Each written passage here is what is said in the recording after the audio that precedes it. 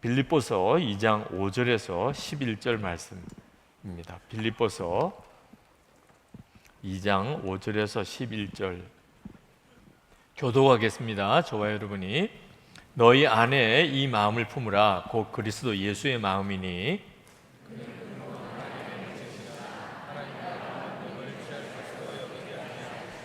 오히려 자기를 비워 종의 형체를 가지사 사람들과 같이 되셨고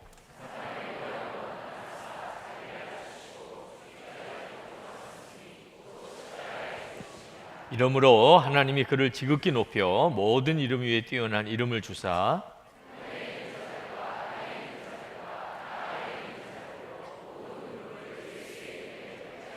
다 같이 모든 입으로 예수 그리스도를 주라 시인하여 하나님 아버지께 영광을 돌리게 하셨느니라. 아멘.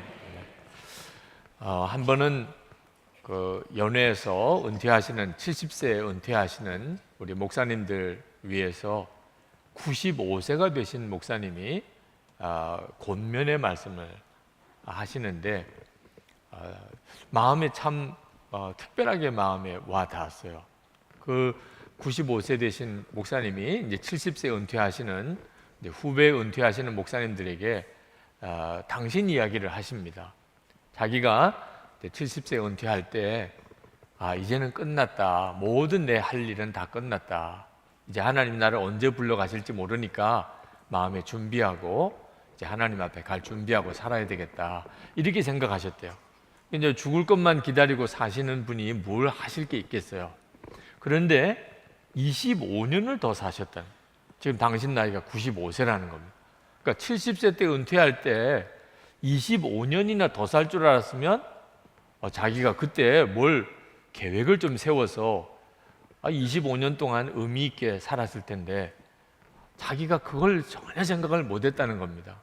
그래서 외국어 공부를 95세 되신 목사님이 시작을 하셨대요. 왜 그러냐면 내가 앞으로 몇 년을 더 살지 모르잖아요. 혹시 10년을 더 살아봐요. 105세까지. 그럼 또 그 10년이 얼마나 아까운 시간이 되겠나. 그래서 외국어 하나라도 공부를 해보자. 그러면서 이제 외국어 공부를 시작을 하셨다고 하면서 은퇴하신 목사님에게 정신줄 놓지 마시라.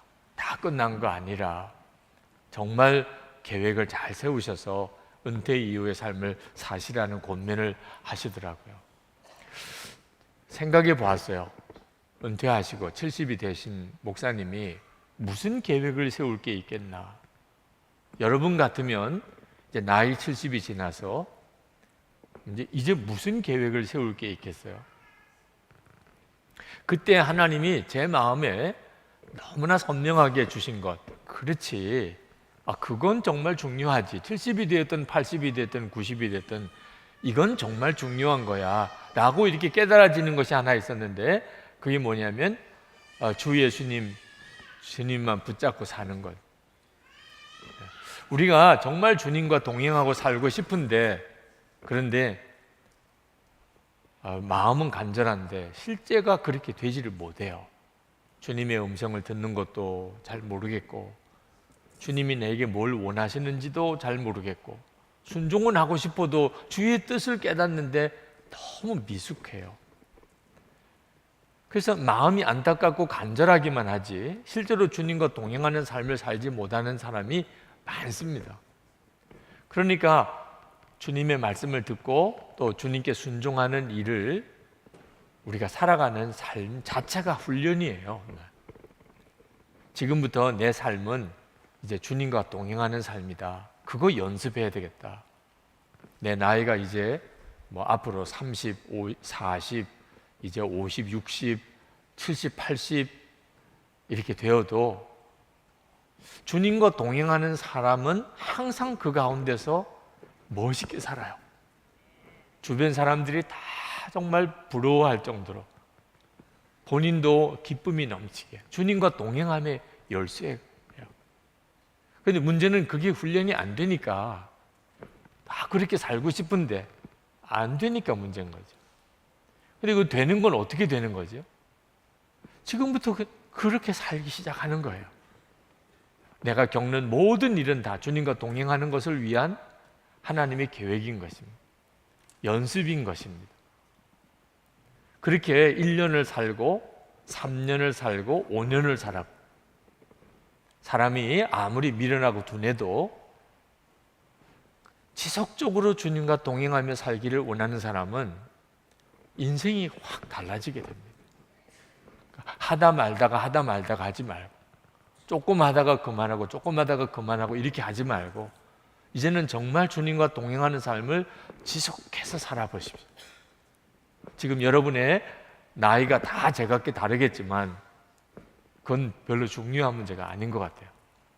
내가 이제부터 1년 뒤에, 이제부터 3년 뒤에, 이제부터 5년 뒤에 내가 얼만큼 주님의 말씀을 더 잘 알아듣고, 이제는 주님이 나와 함께 계시는 게 정말 믿어지고, 그리고 주님이 나와 함께 계시니까 어떤 어려움도 두렵지가 않고,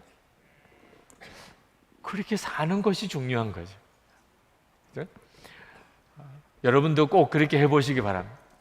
저는 그 목사님 말씀하실 때, 하나님이 저에게 주신 소원, 주님을 향한 갈망, 그렇게 지금까지 이렇게 살아오는 것이 정말 나에겐 큰 복이구나 라는 걸 깨달았어요. 여러분과 예수님과의 관계가 어떨 것 같습니까? 궁금하죠, 그죠? 내가 예수님과의 관계가 좀 어떨까? 좋은가? 나쁜가? 그러나 한 가지 질문을 해보면 스스로 이렇게 진단할 수가 있습니다. 철저하게 예수님에게 순종하고 산다. 그런 질문 앞에 두려운 사람이 있고 기쁜 사람이 있어요. 나는 예수님에게 완전히 순종하는 사람인가? 그렇지. 정말 나는 그렇게 살고 싶어. 완전히 순종하고 살고 싶어. 그런 사람도 있고, 완전히 순종하라 그러면, 순교하라 그러면 어떡하지? 이런 생각만 하는 사람. 재산 다 바치라 그러면 또 어떡하지? 이렇게 생각해요. 완전한 순종이 두려운 사람이 있어요, 현실적으로. 이렇게 생각이 갈립니다. 그 사이에서는 여러 단계도 있겠죠. 여러분이 예수님과의 관계가 어떤지는 그 질문에서 그대로 드러납니다. 예수님과 관계가 너무 좋은 사람은 순종이 너무 기쁘고, 예수님과 관계가 서먹한 사람, 나쁘다고 말하기는 그렇지만 전혀 주님과 친밀함이 없는 사람, 완전한 순종은 절대로 기쁨이 아니에요. 만약에 여러분 중에 예수님에게 내가 완전히 순종하겠다는 것에 대해서 자신이 없는 사람은, 그것은 주님과의 관계가 서먹한 겁니다. 예수님을 잘 모르는 거예요. 예수님을 잘 모르니까 완전한 순종이 힘들게 느껴지는 겁니다. 성경에서 오늘 참 놀라운 예언을 하셨는데, 10절에 보면 하늘에 있는 자들과 땅에 있는 자들과 땅 아래에 있는 자들로 모든 무릎을 예수의 이름에 꿇게 하시고, 모든 입으로 예수 그리스도를 주라 시인하여 하나님 아버지께 영광을 돌리게 하셨느니라. 이렇게 된다는 거예요. 이제 이 세상의 모든 사람들은 다 예수님 앞에 무릎을 꿇게 돼 있어요. 지금 아주 교만하게 예수님에 대해서 아주 모욕적인 언사를 하고 행동을 하는 사람들조차도 이제 주님 앞에서 완전히 무릎 꿇을 때가 옵니다. 어느 누구도 예외가 없어요. 자, 그렇다면 모든 사람이 결국은 예수님 앞에 무릎 꿇게 돼 있다면, 지금부터 예수님 앞에 무릎 꿇고 사는 게 지혜죠. 어느 순간에 그런 순간이 다 오게 된다면, 그러면 지금부터 예수님께 무릎 꿇고 사는, 깨닫고 보면 인생은 그렇게 어려운 문제가 아니에요. 예수님께 무릎 꿇고 사는 겁니다. 오늘 이 시간에 우리 주님은 여러분에게 그 은혜를 주시기를 원하십니다. 예수님을 믿어도 예수님 앞에 무릎을 꿇은 사람이 있고, 아직도 무릎 꿇지 못한 사람이 있어요. 마태복음 2장 3절에 보면 헤롯이 동방박사를 만나는 장면이 나옵니다. 근데 그 동방박사가 이 땅에 메시아가 태어났다고, 헤롯이 그때 그 동방 박사에게 뭐라고 이야기하냐면 마태복음 2장 3절에 헤롯 왕과 온 예루살렘이 듣고 소동한지라. 왕이 모든 대제사장과 백성의 서기관들을 모아 그리스도가 어디서 나겠느냐 물으니. 헤롯이 물은 거예요. 그리스도가 어디서 나느냐. 헤롯 자신이 그리스도라고 그랬어요. 그리스도라는 말은 구원자라는 뜻입니다. 본인이 표현을 그리스도가 도대체 어디서 나냐, 성경의 예언은 도대체 어디에 태어난다고 돼 있냐, 그게 궁금해요. 이유는요, 헤롯이 그 그리스도를 만나서 자기도 경배하려고 하는 게 아니었어요. 말은 그리스도라고 하지만 실제로는 내 왕위를 뺏어갈 자구나. 그 자가 내 왕위를 뺏어갈, 그게 그 자가 그리스도라면 내가 지금 여기 분봉 왕인데 나 말고 또 그리스도가 있다면 그는 내 왕위를 뺏어갈 자를. 그래서 헤롯이 2살 이하의 아기들을 다 죽여버리잖아요. 끔찍한 만행을 저지르죠. 여러분, 입으로는 예수님을 주여 주여 하면서도요, 실제로 마음으로는 예수님이 나 좋은 거 뺏어갈 자라고 생각하는 그런 믿음이 있어요. 예수를 믿는 사람들이 그래요. 하나님은 좋으신 하나님, 늘 그렇게 듣고 고백은 했지만 실제로 마음 중심에는요, 하나님은 무서운 하나님, 나 좋은 거 가져가신 하나님, 하기 싫은 거 골라서 하라고 하신 하나님, 이런 하나님으로 지금 현재 믿고 있는 사람이 있어요. 그 사람은 예수님께 무릎 꿇은 사람이 아니에요. 마태복음 19장에 보면 부자 청년 이야기가 나옵니다. 영생을 갈망했어요. 참 마음에 영생을 얻었으면 좋겠다. 그건 참 귀한 거죠. 예수님께 나왔더니 예수님께서 하신 이야기가 부자인 것을 주님이 보시고 가진 재산 다 가난한 사람에게 나눠주고, 그리고 너는 나를 따르라. 그러면 하늘의 보화가 넘치리라. 근데 그 말씀이 이 부자 청년에게는 올무가 됐어요. 자기가 재산이 너무 많은데 이걸 다 가난한 사람에게 나눠주고 예수님을 따르라니. 그래서 이 부자 청년이 그냥 물러가 버립니다.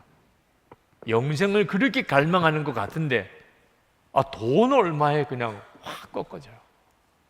영생과 가지고 있는 재산은 이건 비교가 안 되는 거예요. 그런데도 이 부자 청년에게는 그게 돈이 더 크게 여겨져요. 지금도 예수를 믿는 사람들 중에 정말 영생과 하나님의 나라가 돈이나 세상 성공보다 더 크게 보이지 않는 사람 많습니다. 그는 예수님께 무릎 꿇은 사람이 아니에요. 예수를 믿는다고는 하지만, 교회는 다니지만 아직 예수님께 무릎 꿇은 게 아니에요. 그러니까 예수를 믿어도 답답한 거예요. 본인도 내가 지금 잘 믿고 있는지 자신이 없어요. 주위에 있는 사람들도 예수를 믿는데 아무런 선한 영향력을 끼치지 못해요. 우리가 자녀들을 위해서 오늘도 기도했지만 사실 우리의 자녀들은 말할 수 없이 복된 아이들입니다. 우리가 예수 믿는 것 때문에. 우리가 진짜 예수를 제대로 믿으면, 정말 예수님에게 무릎 꿇은 자면 우리 아이들은 부모인 우리를 통해서 위로받고, 그리고 기쁨을 얻고, 그리고 희망을 보고, 그래서 그들이 공부하는 현실이 참 힘들고 어려워도 꿋꿋하게 이겨나갈 수 있어요. 우리가 예수님만 제대로 믿으면. 그런데 우리가 예수님을 제대로 믿지 못하니까 우리도 힘들지만 우리 아이들도 예수 믿는 엄마 아빠도 소용이 없구나. 어떤 때는 더 힘들게 하는 거야. 더 힘들게. 예수님에게 무릎 꿇지 못해서 그런 겁니다. 우리가 세상 살다 보면 원치 않게 무릎을 꿇을 때가 있습니다. 그렇죠? 우리가 전쟁을 할 때 적군에게 무릎을 꿇고 포로가 되는 이런 비참한 일도 있어요. 정말 끔찍하죠. 무릎 꿇는다는 것은 그건 우리에게 굉장히 부정적인 느낌을 가져다 줍니다. 운동 경기를 하는데 상대방에게 졌어요. 그럴 때도 무릎 꿇었다 이렇게 표현하죠. 학교에서 공부를 하는데 성적이 안 좋아서 그만 같은 동급생들 사이에 무릎을 꿇는 경우도 있죠. 직장에서 승진 경쟁에서 뒤처져서 무릎 꿇는 경우도 있죠. 우리가 세상 사는 동안에 참 마음 아픈 일들입니다. 무릎 꿇는다는 것. 그런데 여러분, 무릎 꿇는 게 꼭 나쁜 것만 아닙니다. 사랑하는 자매 앞에 형제가 무릎을 꿇고 결혼해달라고 프로포즈 할 때 그 형제의 가슴에는 정말 행복의 종이 울리는 거죠. 사랑하는 자매 앞에 나와 결혼해달라고 무릎 꿇고 청혼하는 그때, 그건 어떻게 그걸 슬프다, 그걸 어떻게 좌절이라고 말할 수 있겠어요?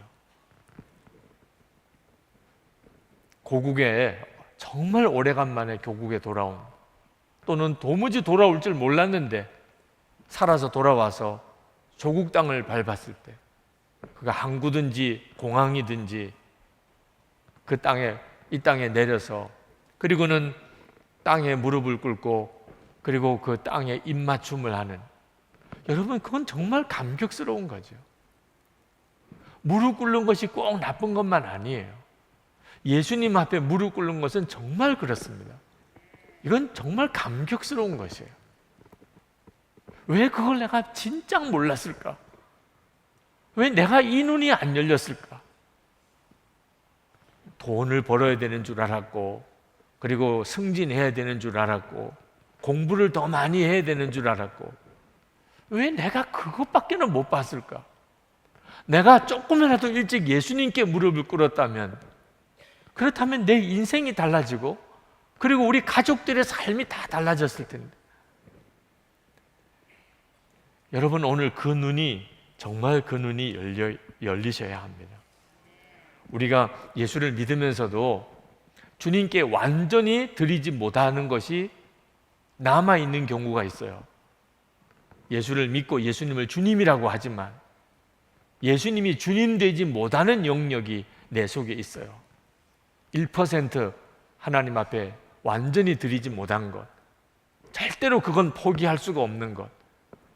지금까지 주님 저를 다루시는 과정에서 주님은 아주 철저하게 그걸 다루세요. 주님 앞에 드리지 못한 거, 아직도 완전히 순종하지 못하는 거, 주님은 그냥 넘어가시지 않습니다. 여러분들 중에도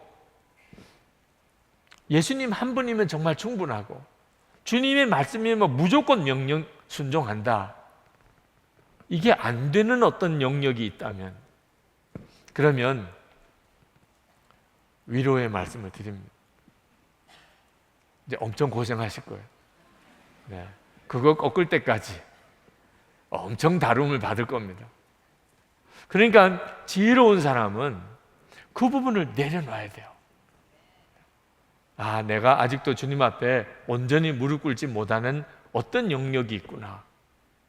오늘 이 시간 여러분이, 성령께서 여러분에게 그걸 알게 하시고, 그걸 여러분의 주님 앞에 완전히 내어놓으시게 되길 바랍니다. 사도 바울은 이 다 주님 앞에 드렸던 것을 어떤 심정으로 표현했냐면, 빌립보서 3장 7절에서 9절에 보면 다 해로 여기고, 자기에게 유익하던 걸 다 해로 여기고, 해로 여겼다, 뭐 뱀이 돌아다니는, 그러면 금방 느낌이 올 거예요. 그죠? 지금 여러분 발밑에 뱀이 돌아다니면 그럼 앉아 있을 사람 없을 거예요. 다 의자 위에 올라와서 무언가를 해로 여긴다, 배설물처럼 버렸다. 여러분 용변 보시고 배설물 버릴 때 느낌, 제가 따로 설명 안 드리겠어요. 그걸 설명을 드려야 될, 이해가 될 수 있는 분은 없을 테니까. 여러분, 이런 느낌이 바로 예수님에게 무릎 꿇은 자예요. 나에게 유익하던 모든 게 이제는 내게 해로 여겨지고 배설물처럼 버려졌어요. 그게 안 되는 영역이 있다면, 아직도 예수님은 여러분의 진짜 주님이 아니신 거예요.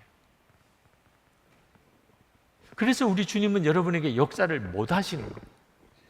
안 하고 계신 게 아니에요. 그렇게 울부짖고 기도해도 왜 응답을 안 해주시냐? 응답을 안 해주시는 게 아니고 못 하시고 계신 거예요. 내가 주님 앞에 무릎 꿇지 않으니까. 예수님이 어떤 분이신지를 6절부터 8절까지 말씀합니다. 그는 근본 하나님의 본체시나 하나님과 동등됨을 취할 것으로 여기지 아니하시고 오히려 자기를 비워 종의 형체를 가지사 사람들과 같이 되셨고 사람의 모양으로 나타나서 자기를 낮추시고 죽기까지 복종하셨으니 그 십자가에 죽으심이라. 예수님이 어떤 분이죠? 무릎 꿇으신 분이에요. 왜? 우리를 구원하려고. 우리라고 그러니까는 오히려 좀 거리감도 있어 보이네요. 저를 구원하려고, 나를 구원하려고. 예수님이 하나님이신데 본체세요. 하나님과 같은 본체. 그런데 스스로 당신을 사람과 같이 되시고 낮추시고 복종하셨다. 우리가 믿는 주님, 내 생명이신 예수님, 그분이 우리를 위해서 무릎 꿇으신 분이에요. 우리가 그 예수님을 진짜 믿는다면 당연히 우리도 무릎 꿇고 주님 앞에 경배하는 삶을 사는 거죠. 여러분, 우리가 믿는 주님은 위대하신 하나님이에요. 사실 우리가 헛되게 세상에서 무릎 꿇지 않고 예수님에게 무릎 꿇게 되는 것은 정말 복 중의 복입니다. 우리가 무릎 꿇는 대상, 정말 너무나 놀라운 분이에요. 에베소서 1장 19절부터 23절까지 도대체 예수 그리스도가 누구신지에 대해서 말씀하고 있습니다. 그의 힘의 위력으로 역사하심을 따라 믿는 우리에게 베푸신 능력의 지극히 크심이 어떠한 것을 너희로 알게 하시기를 구하노라. 그의 능력이 그리스도 안에서 역사하사 죽은 자들 가운데서 다시 살아나시고 하늘에서 자기의 오른편에 앉히사 모든 통치와 권세와 능력과 주권과 이 세상뿐 아니라 오는 세상에 일컫는 모든 이름 위에 뛰어나게 하시고 또 만물을 그의 발 아래 복종하게 하시고 그를 만물 위에 교회의 머리로 삼으셨느니라. 교회는 그의 몸이니 만물 안에서 만물을 충만하게 하시는 이의 충만함이니라. 할렐루야. 우리는 예수님이 눈에 보이지 않으시니까 이 말씀이 내게 있어서 특별한 실제로 느껴지지 않아서 문제인 거예요. 실제로 우리 눈에 보이는 어떤 존재로 우리가 주님을 바라보면 우린 다 그냥 나와서 주님 앞에 무릎 꿇어요. 이따금 꿈을 꿀 때 주님을 만나 뵙는 때가 있어요.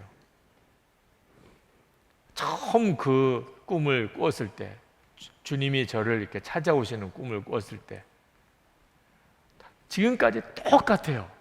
꿈속에서 주님을 만날 때 제가 항상 완전히 그 앞에서 엎드려져요. 그냥 저절로 그렇게 돼요. 기꺼이 그렇게 돼요. 많이 주님 얼굴 쳐다볼 사람 한 사람도 없어요. 주님이시구나 이렇게 느껴지면 그냥 그 앞에서 다 무릎 꿇게 돼 있어요. 그냥 완전히 엎드려져요. 그러면서 그렇게 기뻐요. 말할 수 없이 위대하신 분이세요. 우리가 예수님께 무릎을 꿇기 시작하면 비로소 그 주님이 어떤 분이신가가 서서히 우리에게 눈에 열리게 됩니다. 그러면 우리가 정말 계속 주님께 무릎 꿇는 자세로 살게 돼요. 얼마 전에 미국에서 교민 목회를 하시는 아주 유명한 목사님 한 분을 만나 뵀는데 그분은 미국에서 가장 큰 교민교회 담임 목사님으로 청빙을 받아 가셨습니다. 아주 오래전이에요. 그때 그분은 정말 모든 목사님들의 부러움의 대상이었습니다. 미국에서도 가장 큰 교회 중에 한 교회 담임 목사가 되셨으니 부러워할 만도 하죠. 근데 안타깝게도 교회 안에 굉장히 큰 시험들이 계속 이어져서 그 목사님이 고생을 많이 하시고 결국은 사임을 하시게 됐어요. 그래서 따로 다시 교회를 개척을 하시게 됐는데 그 목사님을 만나 뵙고 그 어려웠던 과정을 쭉 들었습니다. 목사도 말입니다. 눈에 보이는 게 좋아 보이고 안 좋아 보이는 게 있어요. 근데 이제는 더 이상 거기에 현혹되지 않아야 하는구나. 어디가 더 좋아 보이고 어디가 안 좋아 보이고 우리에게는 큰 미혹입니다. 여러분이 진짜 눈이 뜨여야 돼요.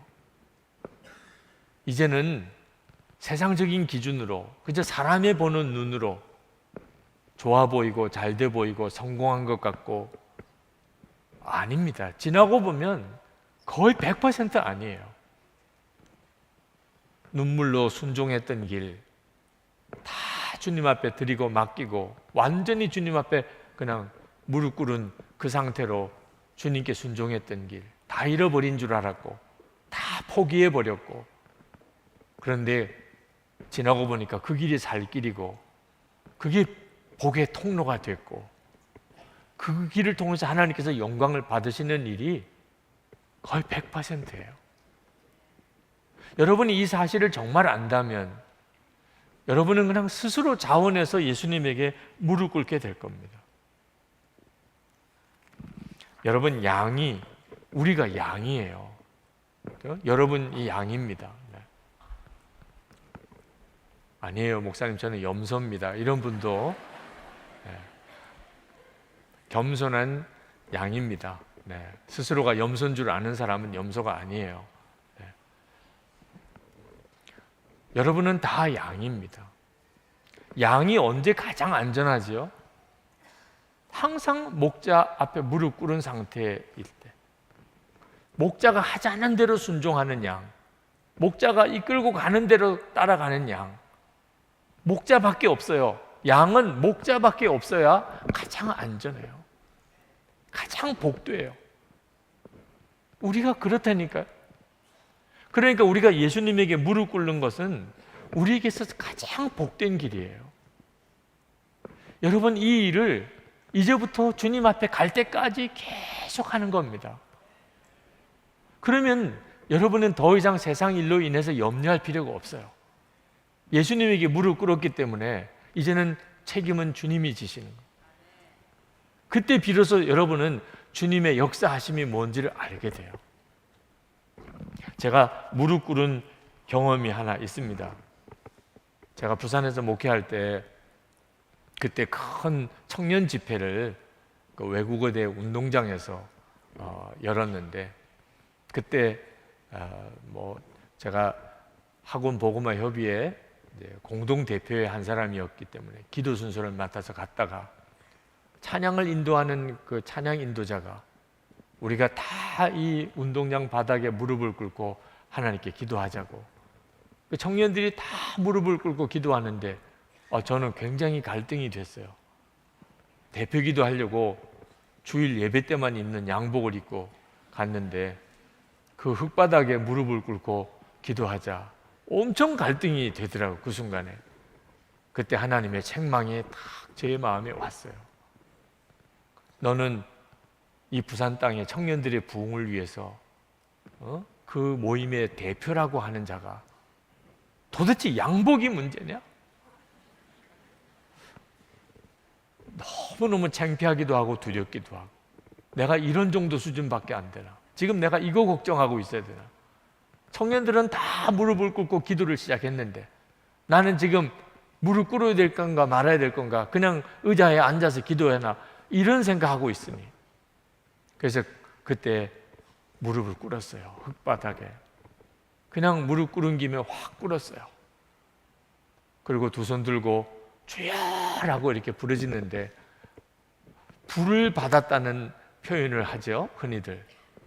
정말 불덩어리가 떨어지는 것 같은, 부산이 전체가 제 가슴 속에 다 들어오는 것 같은 그런 정말 뜨거운 기도의 체험을 했습니다. 개인적으로 고백하는 거지만 그때 그 연합 집회 이후로 부산에 참 복음화율이 낮고 또 불교세가 강한 그런 도시인데도 연합 사업이 엄청나게 잘 됐어요. 꼭 제가 그렇게 기도했기 때문이라고 말하기는 좀 조심스럽습니다. 그건 저 개인적인 간증이에요. 그때 하나님 앞에 제가 그렇게 무릎 꿇은 것 때문에 하나님이 그렇게 역사하셨다. 그런데 저 개인적으로 그때 예수님께 무릎 꿇는 것이 뭔지에 대한 것이 가슴에 왔어요. 실제로 그냥 무릎을 꿇은 거죠. 근데 그 무릎을 꿇는다, 주님께 무릎을 꿇는다는 게 뭔가, 그게 그냥 뭐라고 설명할 수 없는 것으로 제 가슴에 와. 이렇게 하는 거구나, 이렇게 하는 거구나. 스치듯이 지나간 주님의 생각, 내 생각, 감정, 계획 다 내려놓고 모르는 거야 어떻게 순종하겠어요. 그런데 스치듯이라도 주님이 주시는 생각, 그 생각에 맞춰서 순종하는 거. 아, 이게 무릎을 꿇는 거구나. 물론 그날은 실제로 무릎을 꿇은 거지만 그렇지 않다 하더라도 스치듯이 주님이 내게 어떤 말씀을 주세요. 그냥 잠깐 어떤 말씀이 스치고 지나가는 것 같아요. 내 마음속은 99%는 딴 생각이에요. 근데 아, 주님이 이걸 원하시나? 이런 생각이 번뜩 지나가요. 그럴 때 내 생각과 마음, 감정을 다 주님 앞에 포기하고 주님께서 원하시는 대로 순종해 가는 것, 이게 무릎을 꿇는 것. 고린도후서 10장 5절에 하나님 아는 것을 대적하여 높아진 것을 다 무너뜨리고 모든 생각을 사로잡아 그리스도에게 복종하게 하니. 무릎을 꿇는다는 것은 실제적으로 무릎을 꿇는 것일 수도 있고, 내 생각을 사로잡아 예수 그리스도의 생각 앞에 복종하게 하는, 이것이 결정적인 것입니다. 오늘 이 시간에 주님이 여러분에게 원하시는 거죠. 여러분, 예수님이 요한복음 6장에 보면 오병이어의 기적을 행하십니다. 그런데 그 오병이어의 기적을 가만히 자세히 읽어보면 예수님이 어떤 의도를 가지고 그 일을 하셨던 걸 알 수가 있어요. 사람들이 배가 고파서 밥을 먹지 못해서 그 5천 명이 넘는 무리들이 있는 것을 주님이 안타까워 생각하셔서 뭘 좀 먹여야 될 텐데, 이런 뜻으로만 하신 일이 아닙니다. 그 요한복음 6장의 기사를 가만히 읽어보면 예수님은 그 상황을 가지고 그들이 다 줄이고 있는 것을 안타깝게 여기시기도 했지만, 주님의 마음속에 제자들에게 이 일을 통해서 분명하게 내가 좀 가르쳐야 되겠다, 이런 생각을 주님이 하셨어요. 의도적으로. 그게 뭐였을까요? 예수님께서 빌립에게 묻습니다. 처음에는 이제 제자들에게 다 말해요. 우리가 어디서 떡을 사서 이 사람들을 먹이겠느냐. 제자들이 가슴이 답답해졌어요. 지금 무슨 말씀하시나? 어디서 떡을 사서 이들을 다 먹이겠느냐? 떡을 살 돈도 없는 데다가, 돈이 있다 하더라도 이 많은 사람들을 먹일 떡을 어떻게 한꺼번에 다 어디 가서 사와요? 말도 안 되는 이야기를 불쑥 던지세요. 그러더니 예수님이 빌립을 딱 지목해서 말씀합니다. 주님이 친히 어떻게 하실 것을 아시고 빌립에게 말씀을 하셨어요. 그러니까 예수님은 어떤 계획을 이미 세우고 계셨어요. 그냥 예수님도 대책 없이 불쑥 제자들에게 말씀을 건넨 게 아닙니다. 빌립을 시험하고자 했다고 그랬어요. 예수님은 그 제자들 중에 유독 빌립을 택했어요. 왜냐하면 똑똑한 사람이었거든요. 빌립이 아주 똑똑한 사람이었거든요. 예수님의 제자 중에서 아주 똑똑한 제자들, 무슨 시험을 본 건 아니지만 복음서를 가만히 읽어보면 똑똑한 사람 세 제자가 구분할 수 있어요. 한 사람이 가룟 유다, 한 사람이 빌립, 한 사람이 도마. 아주 이런 사람들이 똑똑한 제자예요. 그 빌립에게 주님이 물으셨어요. 시험해 보겠다고 그래요. 뭐라고 시험하셨냐? 어디서 이 사람 떡을 사서 이 사람들을 먹이겠느냐? 예수님이 생각하신 그대로 빌립이 대답합니다. 빨리 계산해요. 각 사람에게 조금씩 받게 할지라도 200데나리온의 떡이 부족하리다. 아마 다른 제자들은 다들 빌립 보고 박수 쳤을 거예요. 어떻게 그렇게 빨리 계산하냐? 네, 이 많은 사람들 조금씩 떡을 다 나눠주면 이게 다 떡값이 얼마다.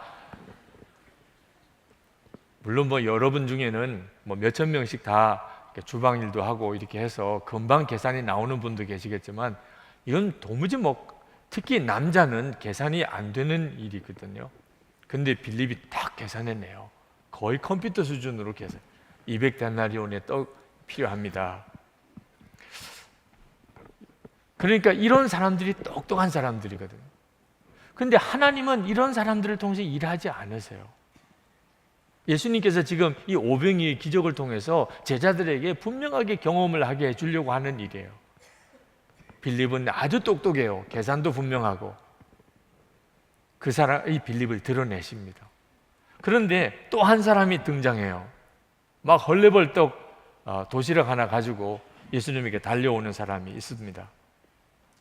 안드레예요. 안드레. 오병이어 보리떡 5개, 물고기 2마리, 어떤 소년이 이제 먹으려고 엄마가 싸다 준 거 가지고 온 것을 어떻게 전달받아서 그걸 가지고 예수님에게 달려온 안드레가 있습니다. 안드레는 참 지적으로 떨어지는 사람 같아요. 네. 여러분 같으면 어떻게 생각했겠어요? 빌립 같은 사람은 그런 도시락 10개가 있어도 안 가져옵니다. 가져와봐야 뭐해 그걸.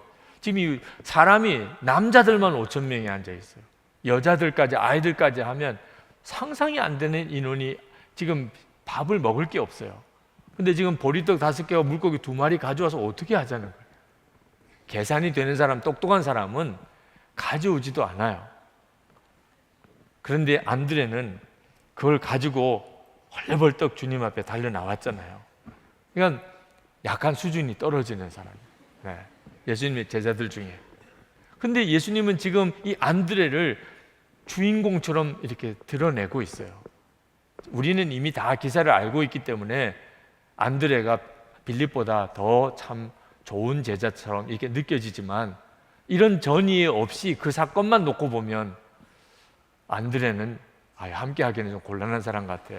저 사람하고 같이 장사했다가는 다 망치겠어. 계산이 우선 안 되잖아. 무슨 감이 도무지 없잖아. 그죠? 이런 느낌을 주는 사람이거든요. 그런데 이렇게 똑똑하지 않은 사람이 가지는 강점이 있어요. 똑똑한 빌립은 시도도 안 합니다. 이미 계산이 안 되는 거니까. 계산이 안 되면 시도를 안 해요. 그런데 안드레 같은 사람은, 계산이 안 되는 사람은 계산이 전혀 안 되니까 계속 시도를 해요. 오병이어를 가지고 주님께 달려오는 이런 일을 하는 거죠. 그리고 거기서 역사가 일어납니다. 주님이 지금 의도를 가지고 이 일을 하고 있는 거예요. 앞으로 이제 제자들이 하나님의 나라를 위해서 그들이 일할 때 꼭 이와 같은 일이 벌어진다. 제자들이 이제 수도 없이 이런 상황을 만나요. 먹일 무리는 5천 명인데 가지고 있는 떡은 보리떡 5개, 물고기 2마리밖에 없어요. 계산이 안 돼요. 도무지 할 수도 없는 일이에요. 그럴 때 예수를 믿는 사람 중에 빌립 같은 사람이 있고 안드레 같은 사람이 있어요. 똑똑하고 계산도 잘하고 그런 점에 있어서는 뛰어난 사람이죠. 그런데 이 빌립은 전혀 주님이 원하시는 것, 계획하신 것에 대해서는 도무지 마음에 받아들이지 않아요. 근데 안드레 같이 조금 실력은 떨어지고 계산도 잘 안 되고, 그런데 이 안드레는 오직 하나밖에 없어요. 예수님께서 하셨던 이 무리들을 먹이려고 하신다. 어떻게 할지는 안드레도 잘 모르겠어요. 안드레도 아주 생각이 없는 사람은 아닙니다. 요한복음 6장 9절에 보면 여기 한 아이가 있어 보리떡 5개와 물고기 2마리를 가지고 있나이다. 그러나 이것이 이 많은 사람에게 얼마나 되겠사옵나이까. 그러면 가져오지를 말든지. 그런데 안드레는 가지고 와요. 가지고는 왔는데 이것 가지고는 먹일 수 없다는 걸 안드레도 계산이 되죠. 주님은 이렇게 하라는 거예요. 앞으로 정말 계산 안 되는 일이 많다. 너희들의 생각, 판단, 감정 다 있겠지만 이제부터 너희들이 정신 차려야 한다. 너희들의 생각과 감정 계산에 매이면 아무것도 안 일어난다.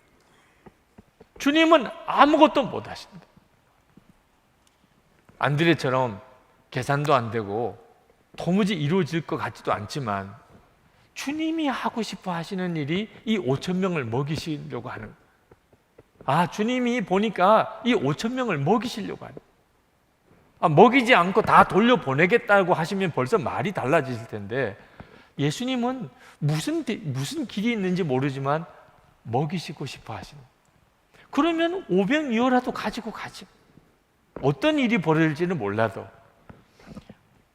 이게 바로 예수님께 완전히 무릎 꿇은 사람. 내 생각도 있고 내 판단도 있고 내 감정도 있지만 다 꺾어버리고, 그리고 주님 하십시오, 이렇게. 예수님께서 분명히 우리 안에 오셨는데도 계속 문을 두드리고 계신다고 그러셨어요. 우리는 예수님을 영접했는데, 요한계시록 3장 20절에 보면 주님은 계속 문을 두드린다고 그래요. 영접했는데 왜 또 문을 두드리세요? 우리가 무릎 꿇기를, 마음을 열었다는 말이 그런 뜻입니다. 예수님을 내가 진짜 이제 내 주님으로 영접한, 예수님을 내 주님으로 영접했다는 말은 내 생각, 감정, 계획 다 무릎 꿇었다. 그런데 그게 안 되고 있는 거예요.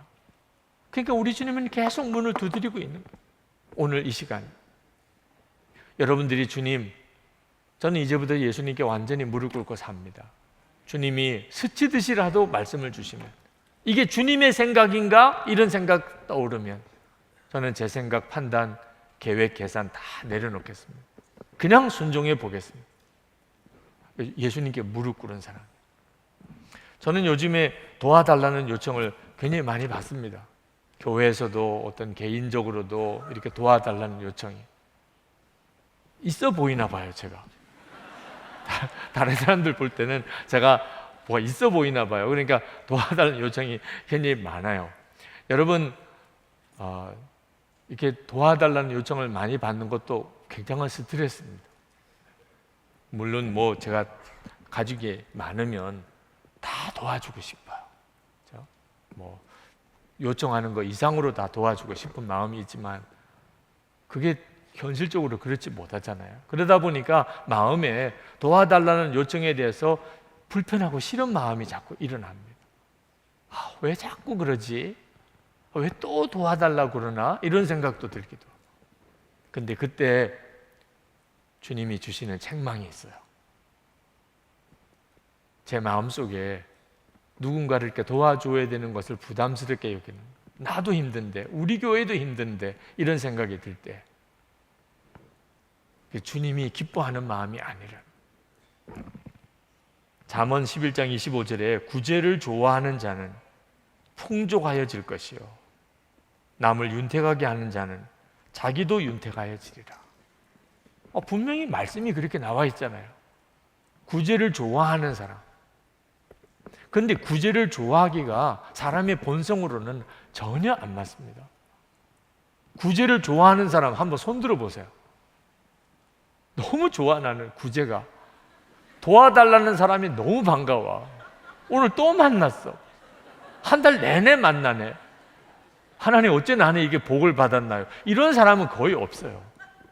우리도 교양이 있어서 우리도 할 수 있는 데까지 도와요. 그죠? 그런데 도와달라고 또 오면 부담이 돼요. 막 짜증이 돼요. 그게 사람의 본성이에요. 근데 우리가 이제 이런 상황이 올 때 주님이 뭘 원하시나요? 내가 어떤 생각을 해야 주님이 기뻐하시나요? 주님은 구제가 좋아하는 것, 구제를 좋아하는 것을 주님이 기뻐하시는구나. 그러면 주님 앞에 무릎 꿇어야지. 없는 것을 도울 수는 없잖아요, 그죠? 없는 것 가지고는 뭘 어떻게 도와요? 내가 할 수 있는 것까지는 기쁨으로 돕는 거예요. 주님, 이거라도 도울 수 있어서 감사합니다. 반드시 간증이 있어요. 제가 지금까지 수많은 사람들을 이렇게 간증을 들어봤는데 결국 사람을 돕는 자가 하나님으로부터 도움을 받아요. 가족 중에, 친척 중에도, 또 친구 중에도. 물론 조심해야 할 것은요, 남을 돕는 것 때문에 빚을 져가면서 돕는, 그 경우는 온 가족들의 동의가 필요한, 부부 사이에도 동의가 필요하고 자식들의 문제기도 아니고, 나는 그냥 퍼주는 것만 생각하지 그 감당은 다 가족들이 다 해야 된다면 그건 정말 조심할 일이죠. 내가 가지고 있고 내가 할 수 있는 것 가지고 기쁨으로 돕는 거예요. 세상은 끊임없이 우리에게 무릎 꿇으라고 요구합니다. TV도 우리에게 말해요. 무릎 꿇어. 재밌는 거 보여줄게. 맛있는 거 보여줄게. 그래서 우리가 무릎 꿇고 텔레비 보는 거 아십니까? 완전히 텔레비가 주님이에요. 나를 기쁘게 해주세요. 요즘에 살맛이 없어요. 밥맛도 없어요. 나를 조금 기쁘게 해주세요. 텔레비에다가 목을 매요. 돈에 무릎 꿇는 사람 많습니다. 예수를 믿고도 요구하니까 무릎 꿇어. 그러면 내가 줄게. 풍족하게 살도록 해줄게. 마귀가 그렇게 했습니다. 마태복음 4장 8절 9절에 예수님에게 그렇게 하세요. 마귀가 또 그를 데리고 지극히 높은 산으로 가서 천하만국과 그 영광을 보여 이르되 만일 내게 엎드려 경배하면 이 모든 것을 내게 주리라. 우리는요, 예수님에게만 무릎 꿇는 요청을 받고 있는 게 아닙니다. 세상에 무릎 꿇을 거냐, 마귀 앞에 무릎 꿇을 거냐, 아니면 예수님에게 무릎 꿇을 거냐, 둘 중에 하나예요. 그러니까 예수님에게 무릎 꿇는다 안 꿇는다는 것은 전혀 다른 차원에서 눈이 열려야 돼요. 내가 예수님에게 무릎 꿇지 않으면 마귀에게 무릎 꿇고 있는 거예요. 어떻게 그 인생이 잘 될 수 있겠어요? 그래서 우리가 예수를 믿어도 나는 죽고 예수로 사는 믿음이 분명해야 됩니다. 그러면 예수님께 무릎 꿇고 사는 일은 그냥 자연이 돼요. 나는 죽었습니다. 이 고백이 분명히 되면. 어느 사모님이 사위가 운전하는 차를 뒤에 앉아서 이렇게 가시는데 그 사위 되는 분이 그러더래요. 어머님, 저 죽었습니다. 사모님이 너무 기쁘더래. 사위가 죽었다는데 장모가 내가 이렇게 기뻐서 되나? 이렇게 스스로가 너무 당황스러울 정도로 그 고백이, 야, 이제는 진짜 내 사위가 살 길을 찾았구나. 나는 죽었습니다. 어머님, 저 이제 죽었습니다. 이런 고백을 딱 듣는 순간에 우리 사위가 이제 진짜 예수를 믿게 됐구나. 이제는 정말 하나님이 인도하는 길을 가겠구나. 내가 죽었다는 고백을 하는 것을 보고. 여러분, 이것이 사는 길이에요. 내 생각과 판단, 이제는 그것 가지고는 내 인생 앞길을 살아나갈 수 없어요. 제가 주님을 인격적으로 처음 만났던 회심의 날, 그때 다리가 정말 장애인이 될 그런 처지에 있었습니다만 십자가의 보혈, 속죄의 은혜를 깨닫고 그게 나를 위한 것인 줄 알게 됐고, 내가 그런 용서가 필요한 죄인이라는 것을 이제 깨닫고, 그리고는 확 바뀌어버렸어요. 그리고 나도 모르게 나온 기도가 이 다리를 하나님께 바치겠다, 장애인으로 살겠다. 그게 뭐 조금 더 마음에 거리낌도 없고 그것 때문에 막 슬픈 생각도 아니고, 이 길이 살 길이지, 이 길만 살 길이지, 그렇게 느껴지더라고. 이 길만 살 길이야. 이게 가장 복된 길이야. 다리 절면 어때? 주님만 나와 함께 계시고 내가 이 십자가 붙잡고 살면 되지. 그렇게 고백이 되더라니까. 저에게 있어서는 그날이 무릎 꿇은 거예요. 그리고 제 삶은 그날로 완전히 바뀌어졌어요. 그래서 지금까지 온 겁니다. 오늘 이 시간도 여러분이 살 길은 예수님께 무릎 꿇어. 무릎이 꿇어지면 그 다음 걱정하지 마세요. 여러분의 생각과 판단 다 주님 앞에 내려놓아지면 이제는 주님이 주시는 생각이 내 생각이고 주님의 마음이 내 마음이고 예수님의 마음을 품으라 그랬으니 저 그렇게 살겠습니다.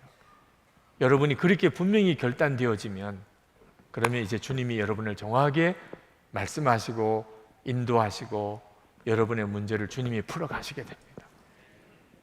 그리고 그것은 한 번 결심하고 되는 일이 아니고 이제 계속해서 주님께 무릎 꿇는 삶을 살아가는 거예요. 그렇게 살아본 지 1년이 된 사람, 그렇게 살아본 지 3년이 되는 사람, 저는 영성일기 쓸 때마다 꼭 그렇게 붙입니다. 예나왕 1708, 오늘이면 04 이렇게 붙입니다. 내가 예수님이 나의 왕이라고 분명하게 결단한 날로부터 시작해서 며칠째다, 그렇게 붙여요. 여러분도 이제부터 내가 정말 예수님이 나의 왕 되셨다, 나는 예수님에게 이제 완전히 무릎 꿇고 산다, 내 생각, 내 감정 십자가에 완전히 못 박았다, 그렇게 살기 시작한 지 한 달 됐다, 그렇게 살기 시작한 지 1년 됐다, 그렇게 살기 시작한 지 5년이 지났다. 그 여러분의 삶의 간증이 되기를 축복합니다. 이제 우리 찬송 같이 부르고 기도하겠습니다. 여러분, 오늘도 세 가지의 기도 제목을 가지고 우리가 하나님 앞에 같이 기도하고 개인 기도 시간을 갖겠습니다. 마지막 우리 세 번째 기도할 때는 강단에 올라와서 기도할 분들은 기도하시기 바라고, 여러분 중에 안수 기도를 받기를 원하는 분, 특별히 목사님 저를 위해서 기도해 주세요, 그런 간절한 마음이 있는 분 내려오셔서 안수 기도 받으시게 되기를 바랍니다. 우리 찬송가 305장을 부르겠습니다. 나 같은 죄인 살리신 찬양하겠습니다. 나 같은 죄인 살리신 주름에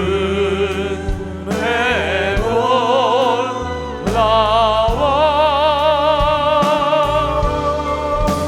잃었던 생명 찾았고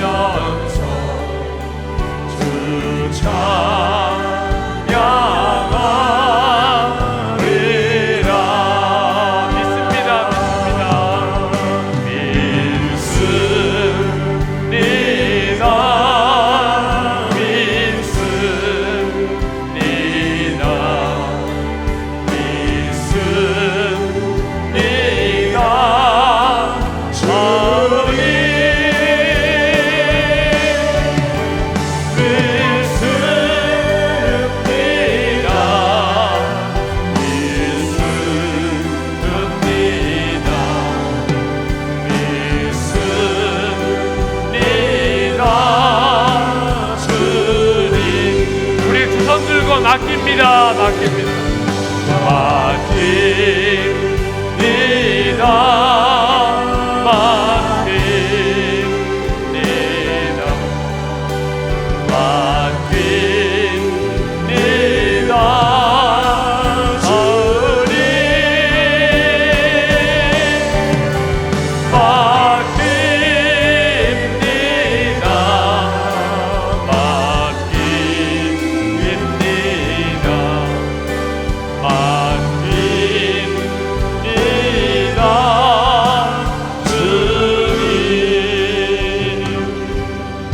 시간에 기도할 때 주님, 정말 제가 주님 앞에 무릎을 완전히 꿇습니다. 내 생각과 내 판단과 내 감정 모든 것 다 십자가에 못 박습니다.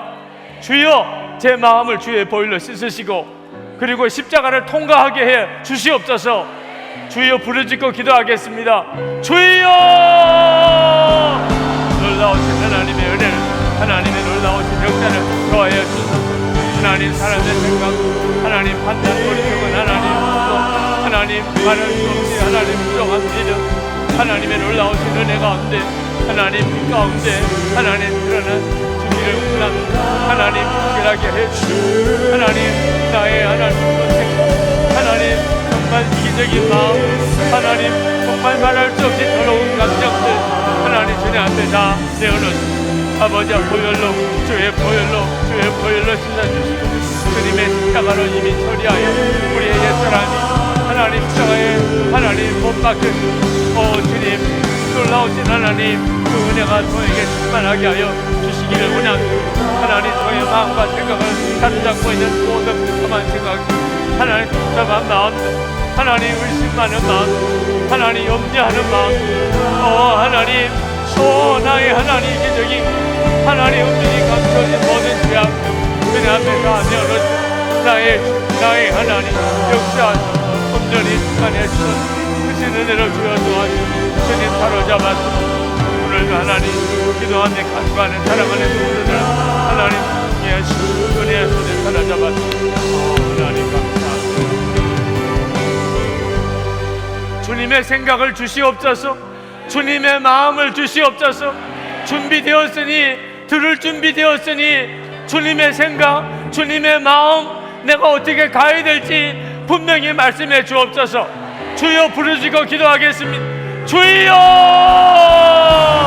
할렐루야. 하나님 놀라우신 하나님 역사에서 놀라우신 주님의 하나님 주님의 역사하시고 주님 감사하시고 하나님 놀라운 주님의 놀라운 하나님의 역사 말씀하셔서 하나님 말씀하시는 주님의 마음을 부어서 주의 마음을 충분하셔서 주의 마음을 말씀하셔서 주여 말씀하셔서 역사하소서. 나의 하나님 사모하며 하나님 갈망하고 하나님 사모하며 하나님 구하고 주여 주님 말씀하셔서 주여 말씀하셔서 인도하시고 역사해 주시기 원합니다. 하나님의 놀라우신 역사를 보여 주시기 원합니다. 하나님, 이 시간에 진정으로 주님을 믿습니다. 말씀하시는 주님, 생각을 주시는 주님, 마음을 부어주시는 주님, 주님의 마음, 주님의 생각이 있음을 믿습니다. 아버지 하나님, 철저히 주 예수님께 하나님 무릎 꿇어 하나님 철저히 주님께 순종한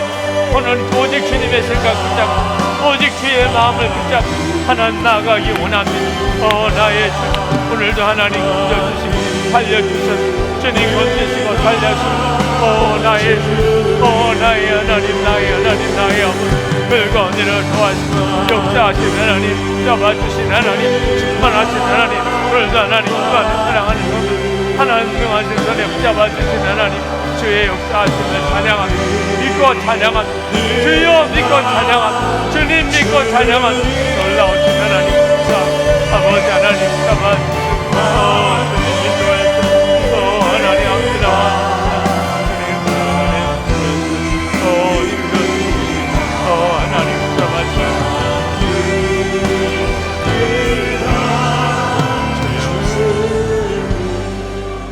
주님 앞에 무릎 꿇기 원하시는 분, 그게 도대체 어떤 것인지를 알기 원하는 분들은 강단에 올라오셔서 정말 무릎으로 주님 앞에 나아가 보시기를 바랍니다.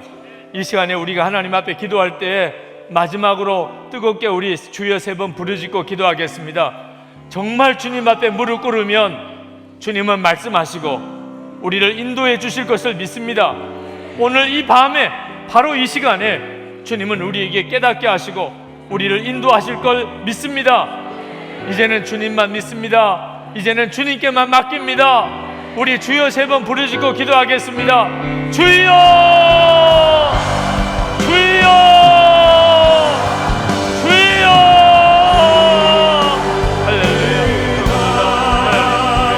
하나님의 역사, 하나님 믿고 하나님 감과 하나님 사랑하는 하나님 살려주신 통해 삶도 주님이 살려주시고 건져주시기를 원합니다. 그릇만 붙잡으시죠. 오늘 이 시간에도 그릇만 붙잡 하나님 우리가 살 길은 주님께 있습니다. 주님 구체적으로 이 시간에 말씀하시고 사랑하는 성도들에게 주님 말씀하소서. 주님 말씀하소서. 주님 인도하소서. 오늘 이 밤에 주님 일으키소서.